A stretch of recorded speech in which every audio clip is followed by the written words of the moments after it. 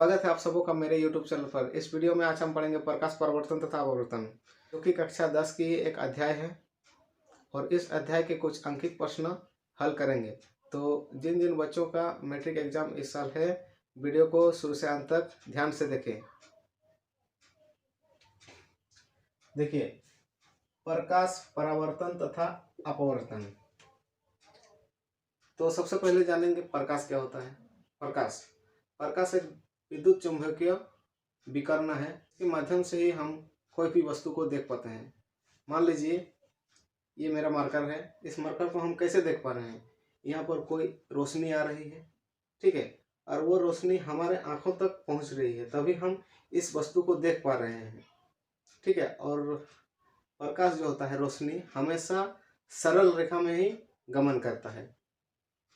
तो मान लीजिए ये रोशनी आया, यहाँ से मेरे आंखों में घुस गया, ठीक है, तो हम इस चीज़ को देख पा रहे हैं।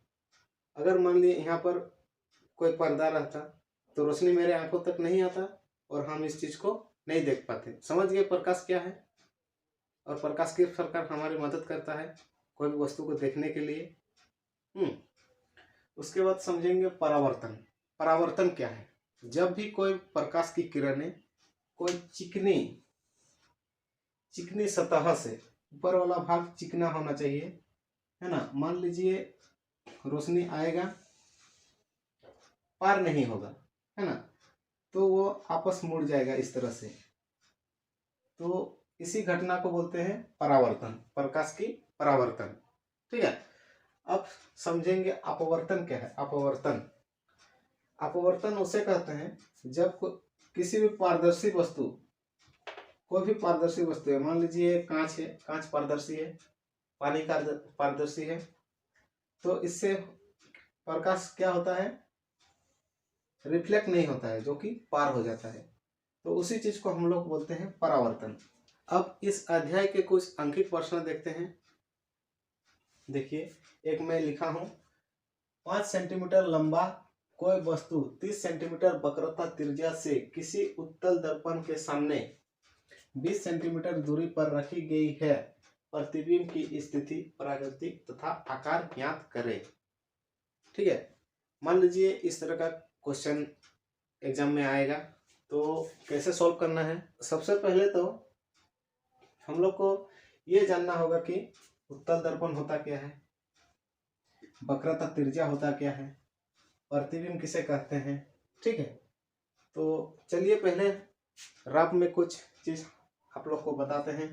उत्तल दर्पण यानी उभरा हुआ दर्पण को उत्तल दर्पण बोलते हैं, ठीक है। उत्तल दर्पण किस प्रकार से होता है? इस प्रकार से उत्तल दर्पण होता है।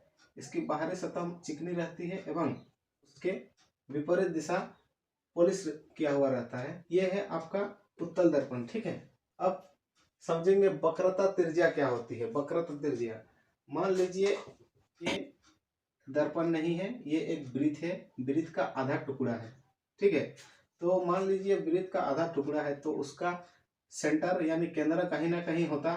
तो मान लीजिए ये केंद्र है, ये केंद्र से होते हुए ही एक वृत्त बनाया गया है। अब इसी केंद्र को बोला जाता है वक्रता त्रिज्या, ठीक है। और इसको सी से हम लोग डिनोटेट करते हैं। ये है वक्रता त्रिज्या और इसके आधा आधा भाग होता है फोकस, ठीक है।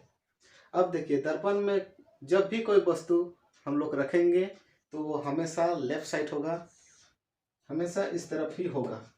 अब देखिए प्रश्न में क्या दिया गया है। H1 वस्तु की ऊंचाई 5 सेंटीमीटर, R यानी वक्रता त्रिज्या 30 सेंटीमीटर, फोकस उसका हो जाएगा वक्रता त्रिज्या के आधे यानी 15 सेंटीमीटर, U यानी वस्तु की दूरी दिया गया है आपका 20 सेंटीमीटर, जो कि माइनस में होगा। और ये माइनस क्यों होगा? देखिए, मान लीजिए ये एक लाइन है, यहाँ पर 0 है, इधर जितने भी संख्या आएंगे वो पॉजिटिव में होंगे, यानी +1 +2 +3 इस प्रकार से, और इधर जितने भी आएंगे -1 -2 -3 -4 इस प्रकार से। तो वस्तु हमेशा लेफ्ट साइड में होती है, इसको 0 मानिए और इसका लेफ्ट साइड यानी माइनस में होगा, ठीक है, और फोकस प्लस हुआ क्यों? क्योंकि वो राइट साइड में है इसलिए प्लस हो गया। ठीक है, तो u -20 हो जाएगा। अब v और h2 हम लोग को निकालना है। v यानी प्रतिबिंब की स्थिति और h2 यानी हाइट, हाइट ऑफ इमेज। अब देखिए दर्पण सूत्र से हम लोग क्या लिख सकते हैं। दर्पण सूत्र क्या होता है? 1/v + 1/u = 1/f। अब देखिए u f इसका मान दिया गया है v, तो v निकल जाएगा 1/v = 1/f - 1/u। 1/f, f कितना दिया गया है? 15 सेंटीमीटर, और u दिया गया है -20। अब देखिए 1/15 माइनस माइनस प्लस हो जाएगा 20। अब देखिए इन दोनों का एलसीएम हो जाएगा आपका 60। 15 4 = 60 प्लस 23 = 60। 4 3 में 7 हो जाएगा बटे 60। तो 1/v = हो गया 7/16। अब v = क्या हो जाएगा? 60/7, यानी इसको भाग दे दीजिएगा तो हो जाएगा आपका 8.57 सेंटीमीटर लिख दीजिएगा। v यानी प्रतिबिंब की दूरी और प्रतिबिंब की स्थिति, जो भी बोल सकते हैं, ये निकल गया। यानी ये प्लस में निकला है, तो ये मान लीजिए मिरर है, तो इमेज क्या होगा? इस तरफ बनेगा। समझ गए? अब देखिए हम लोग को निकालना है H2 आकार यानी कितनी लंबी होगी, ठीक है, उसका प्रतिबिंब। तो इसके लिए एक फॉर्मूला होता है आवर्धन इक्वल टू हो जाता है आपका H2/H1, या फिर इसको -v/u भी लिख सकते हैं। तो अभी देखिए हम लोग का H1 का मान दिया गया है, v का मान भी आ गया, अभी u का मान भी आ गया, यानी H2 निकल जाएगा आराम से। तो देखिए H2/H1 = -v/u, तो H2 हो जाएगा -v × H1/u। H2 हो जाएगा, u का मान क्या दिया गया है? u का मान -20। अब v का मान दिया गया है v कहाँ गया? v 8.57 दिया गया है। अब H1 5 दिया गया है। अब इसको हल करते हैं, क्या आता है देखिए। H2 हम लोग लिख सकते हैं, यहाँ पर माइनस होगा -20। अब 8 ये माइनस माइनस कट जाएगा, ठीक है। 8.57 के बदले हम लोग 60/7 लिख सकते हैं कि नहीं, क्योंकि इसका वैल्यू ही ये आया था। तो लिख देंगे 8.57 के बदले 60/7 लिखेंगे। अब देखिए 20 × 20 20 × 60।